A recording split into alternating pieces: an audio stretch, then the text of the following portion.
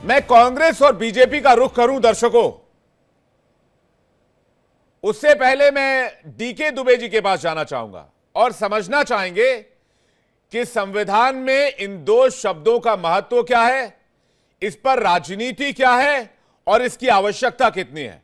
DK Dubey ji, आपसे शुरुआत करते हैं। आप सभी पैनलिस्ट का बहुत स्वागत करता हूं और दर्शकों एक बार फिर से तहे दिल से आपका स्वागत है। शुरुआत डीके दुबे जी से। जी देखिए, ऐसा नहीं है कि कॉन्स्टिट्यूएंट असेंबली में जिस समय ओरिजिनल कॉन्स्टिट्यूशन बन रहा था उस समय सेकुलर शब्द को इंट्रोड्यूस करने की कोशिश नहीं की गई थी।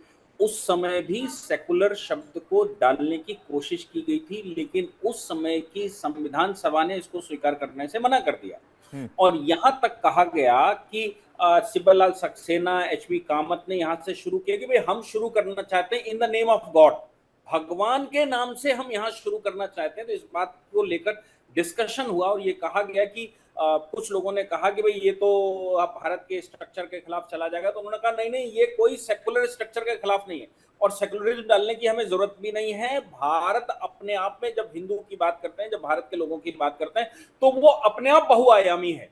लेकिन ओरिजिनल कॉन्स्टिट्यूशन में मना कर देना, शब्द को न स्वीकार करना, सोशलिस्ट शब्द जो बाद में जोड़ा गया, इसको भी डॉक्टर अम्बेडकर की अगर स्पीच आप पढ़ेंगे 25 और 26 नवंबर सन 1949 की, तो वहां पर भी उन्होंने कहा है कि सेकुलरिज्म क्यों, ये जो सोशलिस्ट हैं और ये जो कम्युनिस्ट हैं, ये हमसे क्यों खफा हैं, वो पूरा एक्सप्लेन किया। एक बड़ी स्पीच उनकी थी।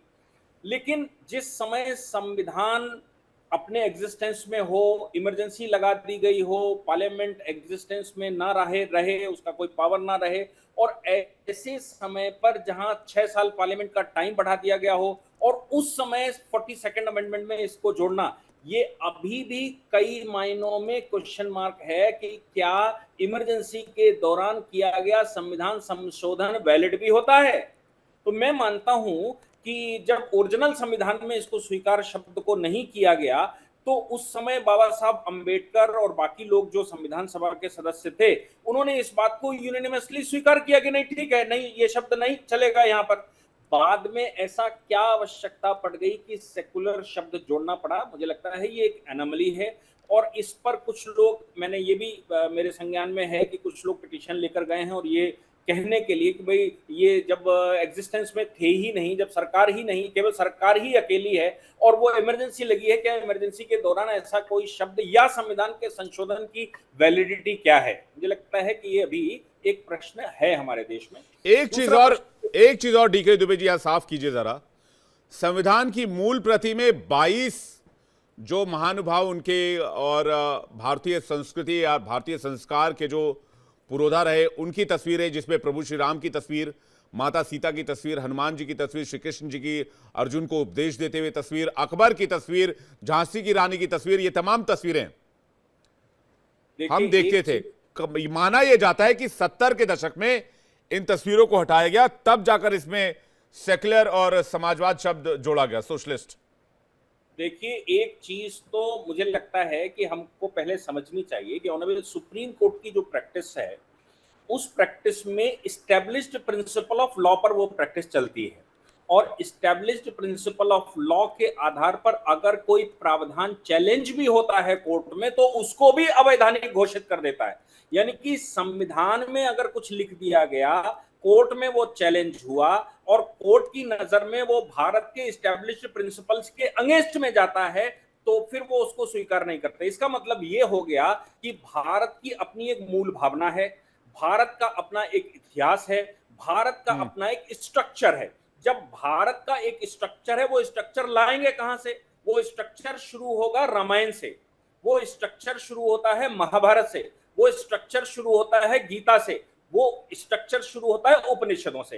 ये भारत का स्ट्रक्चर बनाते हैं। इसलिए जब भी आप संविधान बनाएंगे अपने लिए, अंग्रेज बना रहा था तो बात दूसरी थी, लेकिन जब हम अपना संविधान बनाएंगे तो भारत के मूल स्ट्रक्चर के अगेंस्ट में नहीं बनाया जा सकता। और अगर मूल स्ट्रक्चर के अगेंस्ट में बनाएंगे तो वो अवैधानिक भविष्य में हो जाएगा, या फिर भारत के लोग उस पर कितना खरा उतर पाएंगे ये प्रश्न करेगा। इसलिए उस समय जब संविधान बनाया गया तो बनाते समय ये मूल भावना भी डाली गई कि कौन सा चैप्टर किसके आधारों पर हम चलाने वाले हैं। इसलिए हम राम दरबार को वहां पर लेकर आते हैं। भारत में जो रेवोल्यूशनरी काम करने वाले महापुरुष रहे हैं, हमारे देवी देवता रहे हैं, जिन्होंने भारत को भारत बनाया है, उनको डालना अति आवश्यक है। अगर उनको नहीं डाला जाएगा तो उनकी जो मूल स्ट्रक्चर है, जिसको हम कहते हैं लोक नीति है, जिसके आधार पर सुप्रीम कोर्ट आज भी चलता है, वो लोक नीति के विरुद्ध चला जाएगा। इसलिए वहां पर उस तरह की तस्वीरें डाली गई थी कि भारत के हजारों साल के इतिहास को अगर दर्शित करना है, उसके आधार पर यह संविधान बनकर तैयार हुआ है और उसी संविधान के अनुसार भारत चलेगा। आप अगर ये कहें कि खाड़ी में कोई प्रैक्टिस है, वो भारत में अगर स्वीकार नहीं है, भारत के स्ट्रक्चर के अगेंस्ट में है, तो ये मानकर चलिए कि भारत में उसका विरोध हो ही जाएगा और वो स्वीकार नहीं होगी, क्योंकि हम अपने स्ट्रक्चर के आधार पर, हम अपनी लोक नीति के आधार पर अपने संविधान को बनाने वाले लोग हैं। इसलिए वहां तस्वीरें डालना अति आवश्यक है। लेकिन मुझे नहीं लगता कि भारतीय स्ट्रक्चर को भंग करके क्यों ऐसा करने का प्रयास किया जाता है या किया गया है, मैं अभी तक उसको समझ नहीं पाया। दो सवाल जो आपने उठाए कि भाई क्या ऐसे संविधान अमेंडमेंट को माना जा सकता है जब विपक्ष नहीं था। संजय जी के पास जा रहा हूं। संजय जी, एक बड़ा घमासान शुरू हो गया फिर से दत्तात्रेय होसबोले के बयान के बाद। बिल्कुल, आप देखिए ये मैं आपको इस मुद्दे पे तो बाद में जाएंगे, लेकिन मैं ये समझाना चाहता हूँ कि ये कोई घमासान नहीं है। ये बीजेपी और आरएसएस का एक पुराना एजेंडा है कि जब भी कोई उनसे कोई सवाल करे, कोई डेवलपमेंट की बात करे कि क्या आप लोगों ने 11 साल में किया, तो वो नए नए शब्दों में उलझाना चाहते हैं, वो दूसरे विपक्ष को या उस पर आरोप लगाना चाहते हैं। तो इनकी पुरानी आदत है। तो ये कोई घमासान नहीं है।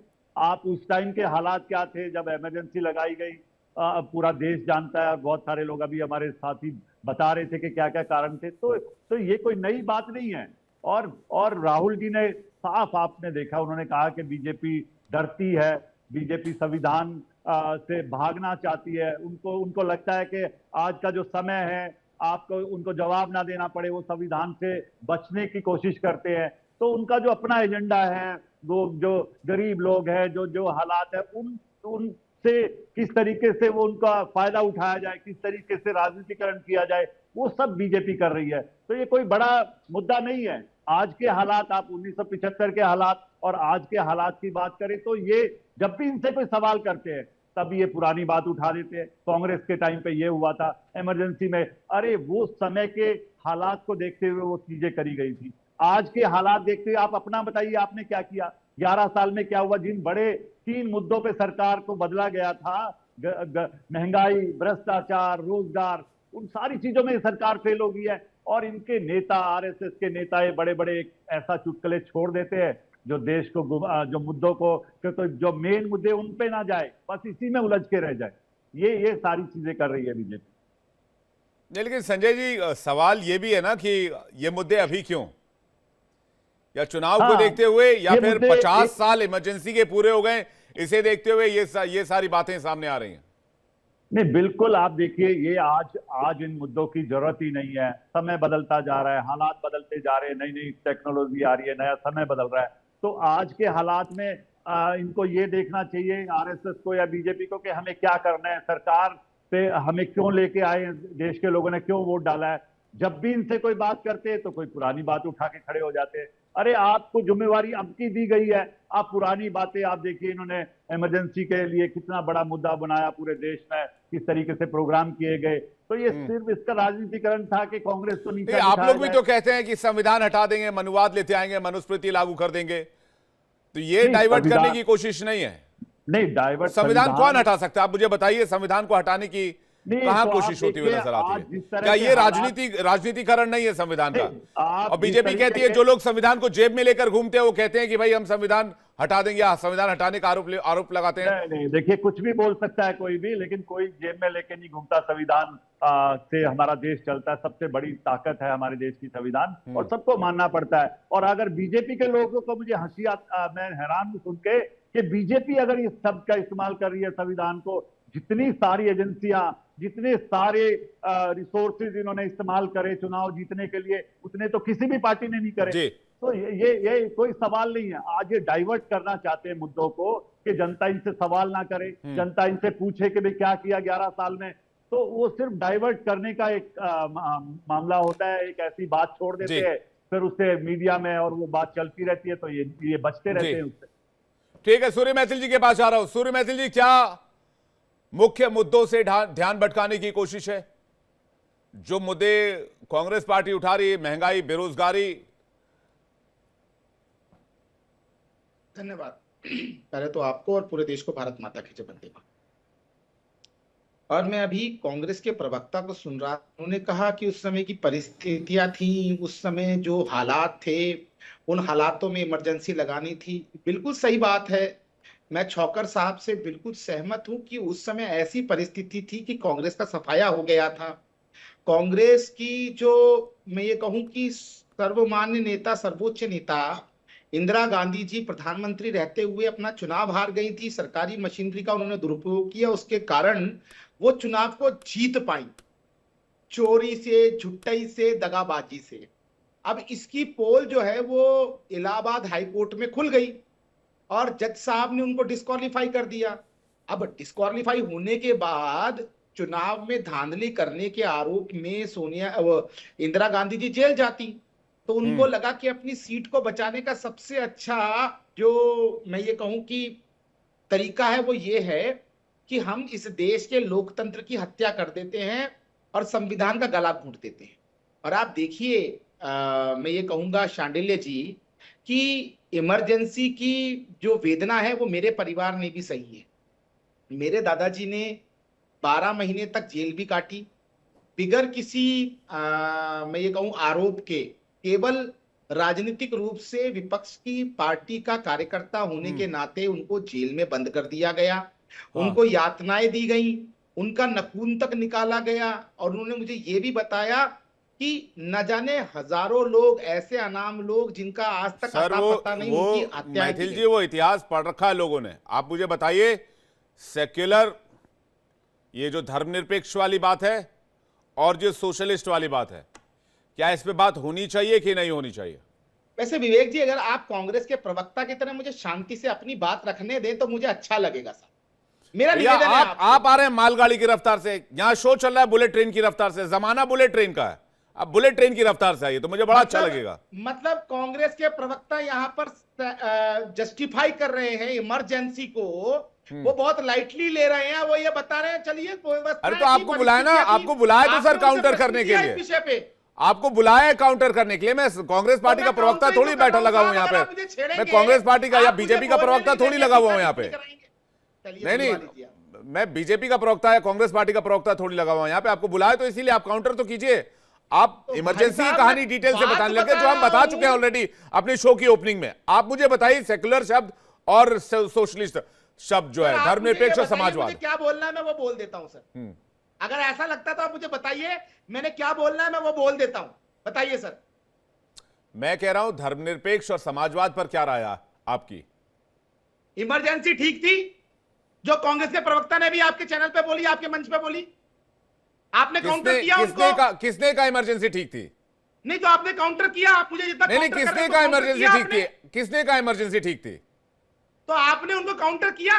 आप मेरी रिस्पॉन्सिबिलिटी मुझे मत बताइए सूर्य मैथिल जी, मैंने किसको काउंटर किया, किसको काउंटर नहीं किया, इस बात पर झगड़ने की आवश्यकता नहीं है। आपने मेरा अगर इंट्रो सुना होता तो शायद आप ये सवाल नहीं पूछ रहे होते, पहली बात। दूसरी बात, धर्मनिरपेक्ष और समाजवाद शब्द को लेकर आपकी क्या राय है, मैं यही सवाल पूछ रहा हूं ना। इसी दोनों शब्दों पर तो विवाद है ना, और क्या है। आप मुझसे उलझने की बजाय आप इस सवाल का जवाब दे दीजिए, जो ज्यादा बेहतर होगा। अगर आप मुझे 120 सेकंड विदाउट इंटरप्शन दे दें, इस प्रकार आपने कांग्रेस को दिए, तो आभारी रहूंगा मैं। नहीं, मैं आपके सवाल का भी उत्तर दे दूंगा। मैंने इंटरप्शन जहां मुझे लगेगा मैं वहां करूंगा। आपको दिया 2 मिनट, चलिए। तो उस समय में जिस प्रकार से अपने राजनीतिक विरोधियों को मारने का, विकलांग करने का काम कांग्रेस ने किया, वो परिस्थितियां थी, उनके अनुसार ऐसा होना चाहिए था, तो उन्होंने किया। अब आ जाते हैं हम कि संविधान की आत्मा प्रियम्बल में जो 2 शब्द जोड़े गए, बिगर किसी अध्यादेश के, बिगर किसी संसद में चर्चा हुए अमेंडमेंट कर दिया गया। एक तो यह पहली बात पूरी तरह से गैर संवैधानिक है। और मैं आपको बता दूं कि भारत कभी भी धर्मनिरपेक्ष नहीं था, पंथ निरपेक्ष रहा है। संविधान सभा में जब भी ये विषय उठा वहां पर यही बताया गया, और हमारे माननीय उच्च न्यायालय, उच्चतम न्यायालय ने भी ये टिप्पणी की है कि भारत जो है वो पंथ निरपेक्ष हो सकता है, धर्म निरपेक्ष नहीं है, क्योंकि भारत के अंदर बहुसंख्यक जो है वो हिंदू है, और हिंदू कोई धर्म नहीं है, हिंदुत्व एक जीवन पद्धति है। दूसरी चीज मैं आपको बताना चाहता हूं, कांग्रेस ने जिस प्रकार से ये सोशलिस्ट और सेकुलर शब्द का प्रयोग किया, कारण केवल ये था कि वो अपने मुस्लिम तुष्टीकरण को पूरी तरीके से तुष्टीकृत करना चाहते थे। और मैं आपको बताऊं एक और इंटरेस्टिंग चीज, आप हंसेंगे, ये पहली बार कांग्रेस ने नहीं किया कि विदाउट किसी अमेंडमेंट के कोई भी आर्टिकल जोड़ दिया गया हो या कोई शब्द जोड़ दिया गया हो। हम बहुत बात करते हैं धारा 370 की और 35A की, तो मैं ऑन रिकॉर्ड आपको बोल रहा हूं 1949 में भारत के संविधान के अंदर संसद में बिगर पारित किए 35A धारा को संविधान में जोड़ा गया, और उसका जो पटाक्षेप है हमारी एनडीए की सरकार में माननीय गृह मंत्री जी ने संसद के पटल पे रखा। कांग्रेस की सदैव मानसिकता रही है कि लोकतंत्र की हत्या करनी है। ये जो जेब में लेके लोकतंत्र की किताब को, संविधान को लेके घूमते, कोई अगर इनसे पूछे कि इसमें कितने पन्ने हैं तो ये बता नहीं पाएंगे। जब संविधान के हत्या की गई, सभी न्यूज चैनल्स को ताला डाल दिया गया, कोर्ट के अंदर आप एप्लीकेशन नहीं लगा सकते थे। तो बेसिकली आप ये कह रहे हैं, सूर्य मैथिल जी 2 मिनट हो गया आपका, बेसिकली आप ये कह रहे हैं इन 2 शब्दों पर आपत्ति है? बिल्कुल आपत्ति है। हाँ, क्योंकि ये असंवैधानिक रूप से जोड़े गए। ठीक है, चर्चा कराई जाती ना जी, ठीक है, वैसे तो संविधान, ठीक है, आज चर्चा की बात होती है, लेकिन उस समय चर्चा की बात नहीं हुई और उसके बाद भी फिर कभी बात नहीं हुई। मनोज यादव जी हमारे साथ जुड़े हुए और आरजेडी के प्रवक्ता हमारे साथ डॉक्टर अनुज कुमार यादव भी जुड़ गए। सूर्य मैथिल जी वापस आ रहा हूं, मनोज यादव जी के पास आ रहा हूं। मनोज यादव जी, धर्मनिरपेक्ष या पंथ निरपेक्ष या फिर समाजवाद? देखिए विवेक जी, एक बात स्पष्ट कर दूं कि इन 2 शब्दों का महत्व संविधान में सदैव ही रहेगा, और जब तक सूरज चांद रहेगा समाजवाद और धर्मनिरपेक्षता दोनों इन शब्दों का समावेश सदैव ही संविधान के अंदर रहना चाहिए और रहेगा। देखिए समाजवाद की क्यों जरूरत पड़ी? क्योंकि इस देश में गैर बराबरी है। गैर बराबरी क्यों है? कि जिस तरीके से वर्ण व्यवस्था बनाई गई, उस वर्ण व्यवस्था में ही गैर बराबरी बनाई गई। किसी को मुख से पैदा हुआ बताया गया, किसी को जांग से, किसी को पेट से और किसी को पैर से, तो ये गैर बराबरी हो गई। वैसे तो ह्यूमन का जो बर्थ है वो एक प्रक्रिया, फिर चाहे वो राजा का बेटा हो और चाहे फकीर का बेटा हो, लेकिन चूंकि वर्ण व्यवस्था में ये बनाया गया, किसी को शूद्र कहा गया और किसी को उच्च वर्ग का कहा गया, तो ये गैर बराबरी खत्म करने के लिए समाजवाद की आवश्यकता तो सदैव रहेगी, होनी भी चाहिए। दूसरा, धर्मनिरपेक्षता पे आता हूं, वो भी बड़ा महत्वपूर्ण है। भारत में सिर्फ एक धर्म के लोग नहीं रहते हैं, भारत में सभी धर्म के लोग रहते हैं, और आज से नहीं रहे, जब संविधान बना तब से नहीं है, संविधान बनने से भी पहले, बहुत पहले से। वैसे इस देश के मूल निवासी और लोग हैं, लेकिन यहाँ पे तो सभी लोग आए, बहुत सारे लोग आए, जिसपे अगर टिप्पणी की जाएगी तो उसमें बहुत जो आज बहुत बड़े राष्ट्रवादी बनते हैं उनका भी कहीं डीएनए अलग से ही मिलता है। तो जो भारत में संवैधानिक व्यवस्था इस वक्त है वो सबसे बेहतर है।